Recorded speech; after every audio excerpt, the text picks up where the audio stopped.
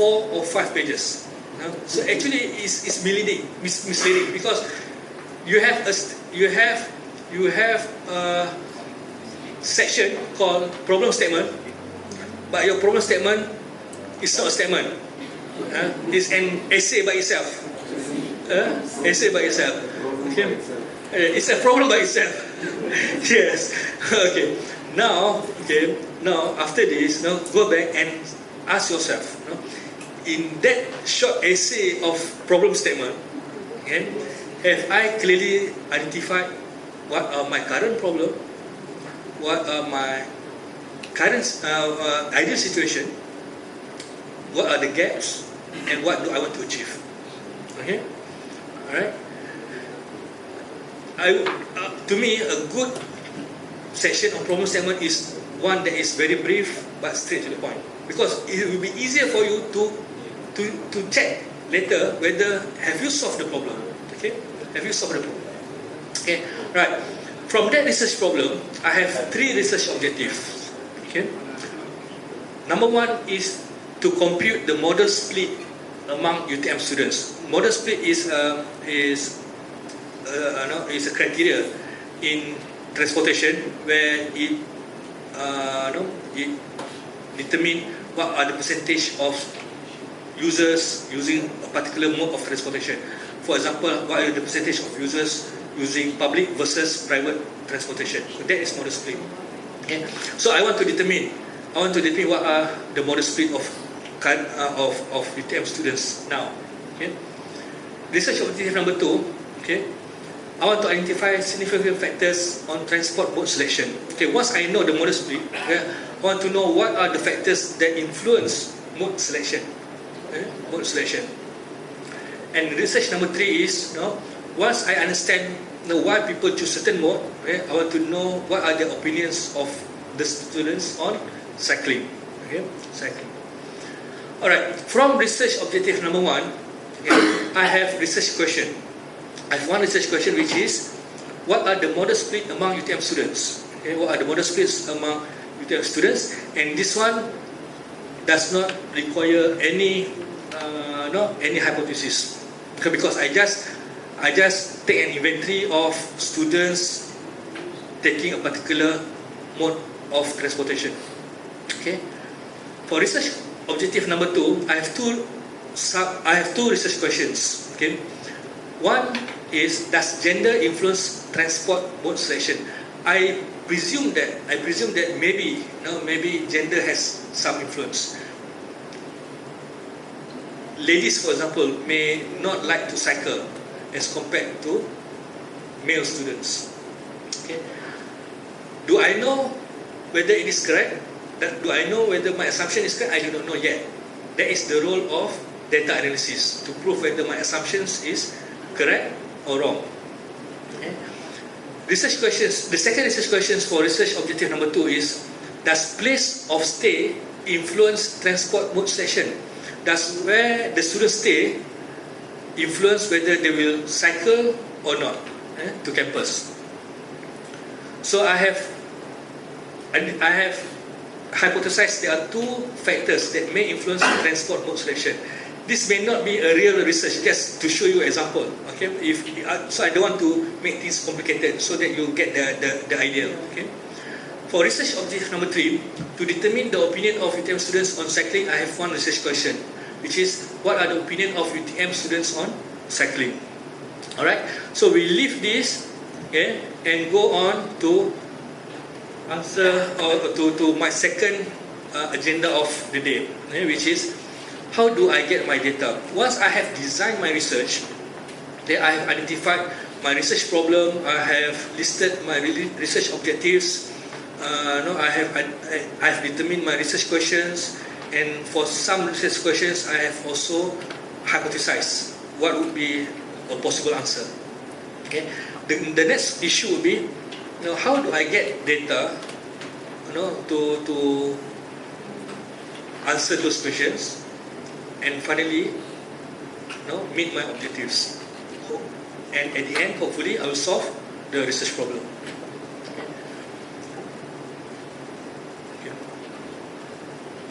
Of course, no, in some research problem, you do not need to do survey. Okay? You can just get by with a census. Yeah? You know what is census? You know the difference between census and survey or sampling? A census is when you ask everybody, every single member of the population. Okay? Unfortunately, in most situations, that is not feasible because of your limited resources. Your population size may be just too big enough that you may not be able to cover every single member of the population. So you resorted to sampling. Okay? And sampling normally in our field is done through survey. Okay? Survey. What is survey? Okay? What is survey, or how do we define survey? Okay? Survey is an investigation about the characteristics of a given population by means of collecting data from a sample of that population and estimating their characteristics through the systematic use of statistical methodology. Okay. I have highlighted keywords in that definition. One is characteristics. The reason why we do survey is to extract certain characteristics that are of interest to our research. Okay. In my research problem just now, okay, the characteristics that I am interested is the travel behavior. And travel behavior I have dissected further by looking at the gender, okay, the place of stay, their opinion, and place of stay, gender, mode selection. Okay, so those are the characteristics that I am interested in. Okay, from my given population of UTM students. Okay. From a sample of that population, okay, it means that I have to determine who will be my samples, who will be my respondents, and my samples or my respondents would be a subset of the population, okay, and that subset must, as much as possible, represent the population, because we are going to observe and investigate from a small proportion of the population, and from that observation we are going to infer what will be the behavior of the entire population. Okay, so we are dealing with samples, okay? And from that samples, just like I said just now, we are going to infer or estimate the characteristics at the population level, okay, by using some statistical method. Okay, right. So these are the keywords, and from these keywords, okay, I have devised a set of questions that are relevant when you are doing survey. Okay. First is, how do I define my target population? Second, how do I determine my sample size? Third, how do I select my samples? And finally, what should I ask during my survey? Okay. These are very relevant questions, relevant questions, and it must be asked in that order. Okay, in that order. It is illogical before you even determine who are your population, and you already want to calculate sample size. And I got these questions very often. Okay, some students come to me, they have not totally understand what their research problem is, and they want to know what are the formula to calculate sample size. I say, go back and bring me your first, second, and third chapters. Okay? Then I will be able to answer your questions. If not, the answer is may not be irrelevant at this point of time. Okay, so it must be asked in that order. Okay, so what will be the first order? How do I define my target population? Okay, so your target population, how you define your target population? It is in your problem statement. The answer for your target population is already in your problem statement. That's why I said that if you define, or if you have correctly and accurately defined your research problem, half of your problem in doing your research is already solved. Okay, the problem normally lies when you are not clear what would be your research problem. When you are not clear what would be your research problem, then you fail to get the right research objective, you fail to ask the right questions, and you will fail to make the right assumptions. Okay, so in that problem statement, okay, which says that UTM management provides bicyclists, blah blah blah blah. Okay, can you identify what would be my target population? UTM students. We are talking about UTM students. What we are not talking about, let's say, UTM academic staff. Okay, people who came outside of UTM but works in UTM. Okay, they are contractors who are not employed by UTM but came to UTM. They also contribute to congestion, right? Yeah? They also contribute to congestions. They drive cars, and sometimes they even bring lorries into UTM. Yeah? But we are not worried about that. We are not concerned about that because the UTM plan to encourage cycling is not targeting those group of people. It's targeting UTM students. So our target population is UTM students. So we have filtered out those that would not be part of our population. Okay, and that is why it is important to differentiate between population and target population. Okay, normally you only talk about population. Okay, population is not of interest to your research. Your target population is of interest to your research. Okay, so the population, for example, the entire population is everybody who come to UTM, who works, lives in UTM. That would include academic staff like me, students like you, contractors, parents, and many other people. Because those people contribute to congestion. But we are not talking about that. We are not talking about them. Okay, we are talking about UTM students because the cycling program is targeting UTM students. Okay, so you must clearly identify that your population is not your target population is only UTM students. Okay. Yes. It's possible for someone to have different population for different objectives, depending on what you do. All right. Different population for different objectives. I've not come across that.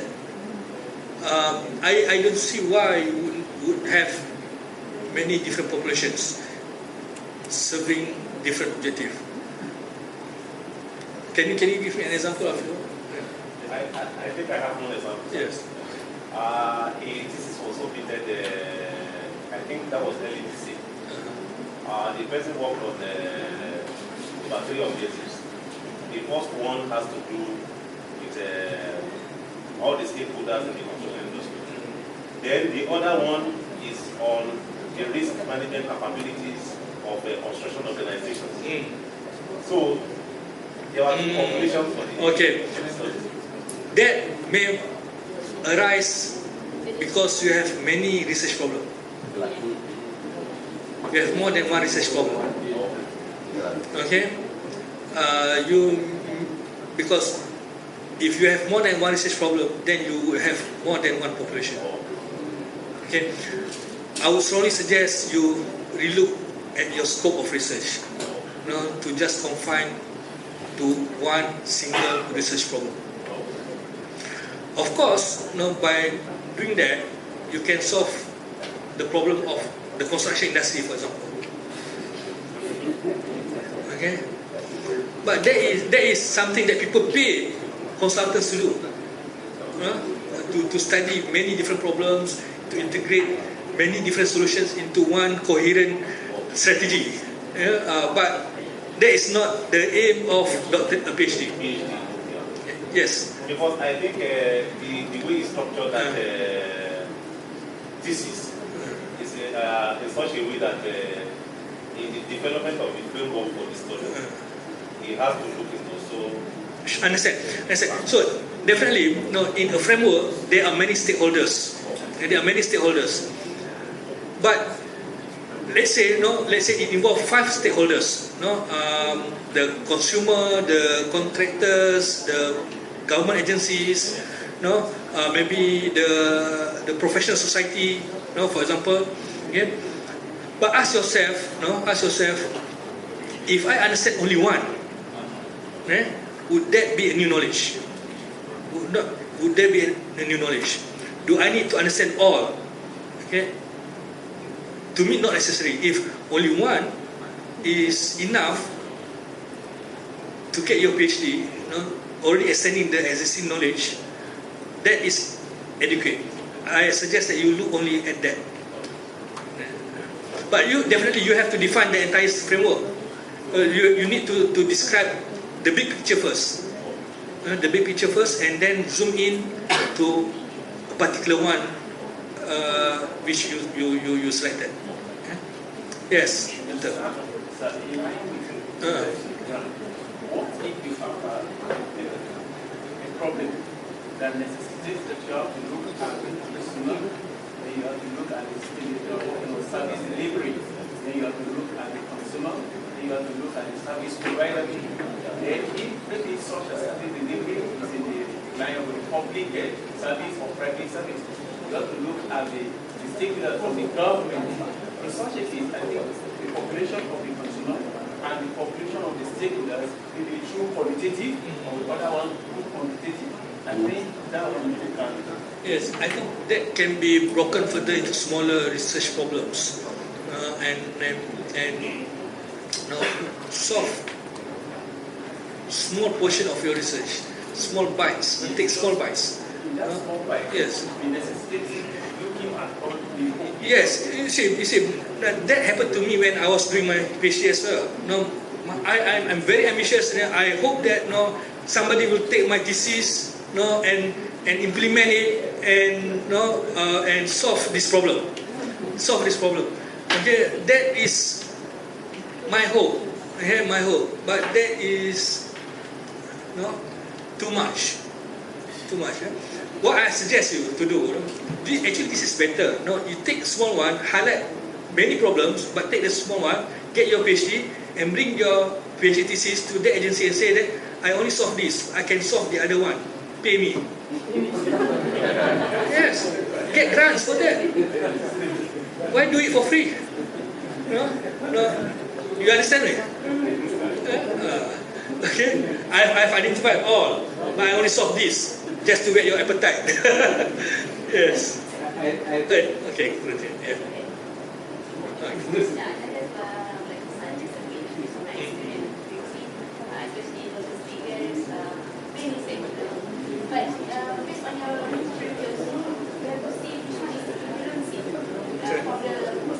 Correct.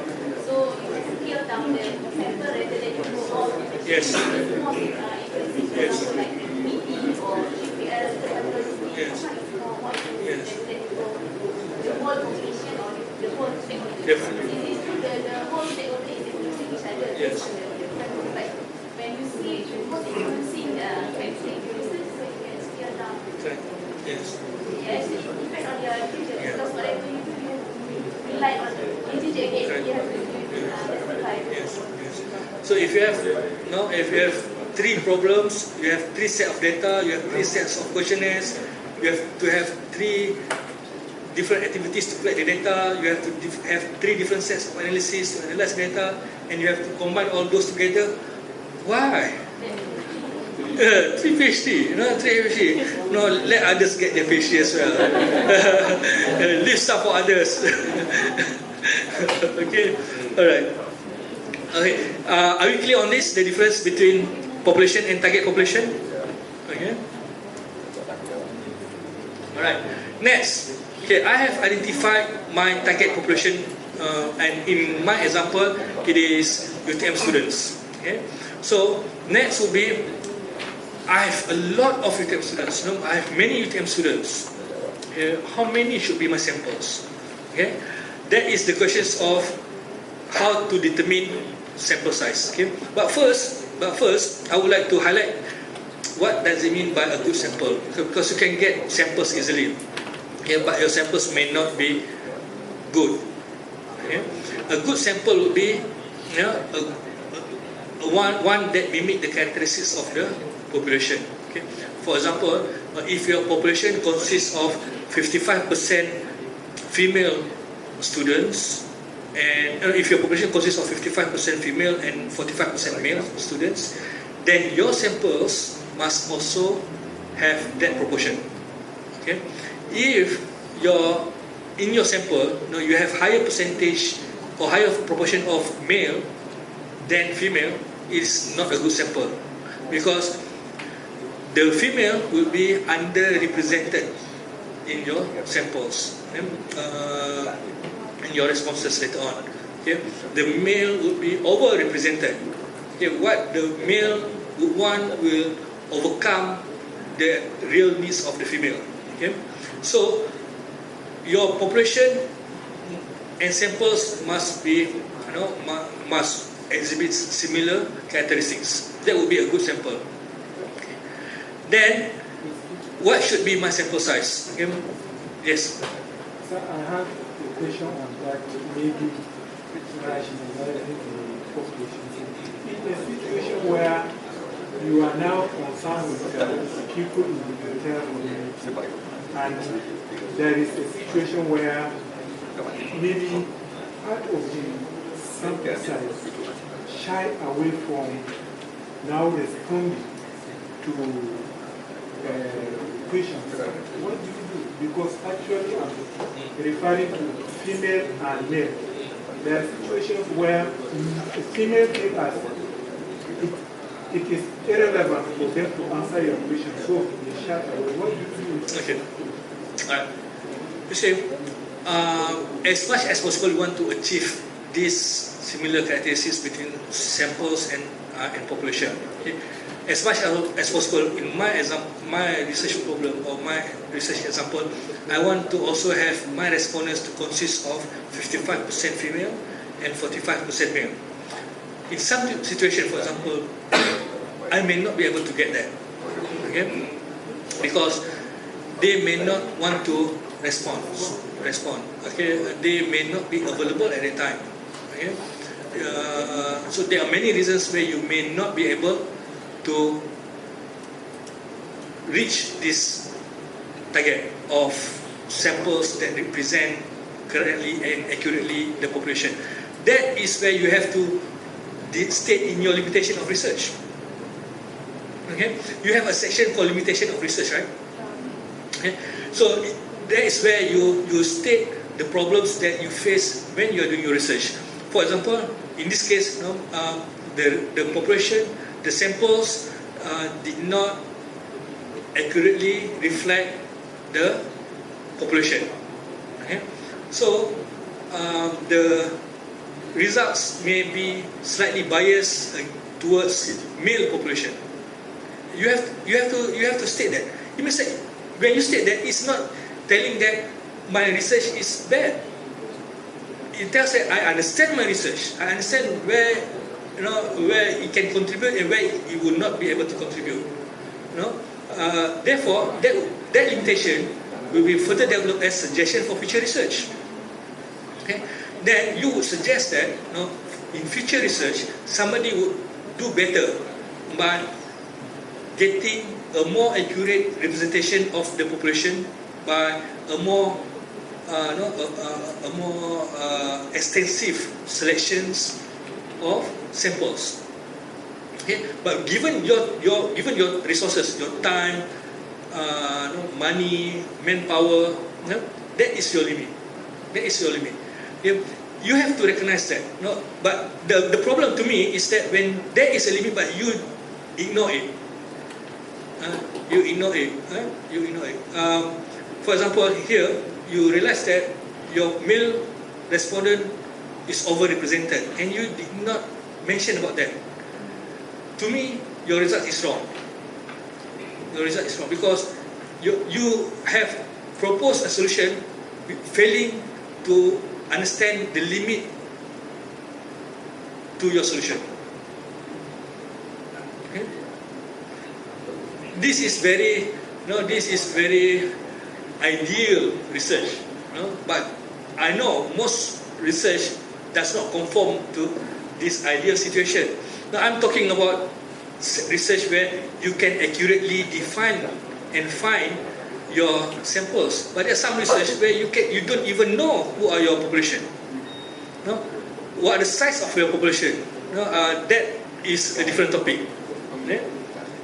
For example, if your research is on understanding the effect of drug addicts on traffic accidents, no? You may think that there are certain percentage of accidents as a result of drivers driving under influence of drugs. So you want to understand how drug addicts operate vehicles. Okay? I do not know who are the drug addicts. There are no register of drug addicts in Malaysia. From which I can choose. Okay, this one will be my respondent. Because this one listed himself as a drug addict and posted his phone number for contact, or at least email. Email. No, I don't have that. No, I don't have that. How will you calculate your sample size? There is a way, but not covered in this short lecture. Okay, this is an ideal situation because what I want to explain to you is that data analysis should not be considered singularly. It is dependent upon many other things, and to be able to do your data analysis correctly, everything else prior to that must be done in a logical, coherent, and accurate manner. Okay, so assuming that my population is my target population is UTM students, and I have these questions of what should be my sample size. Okay?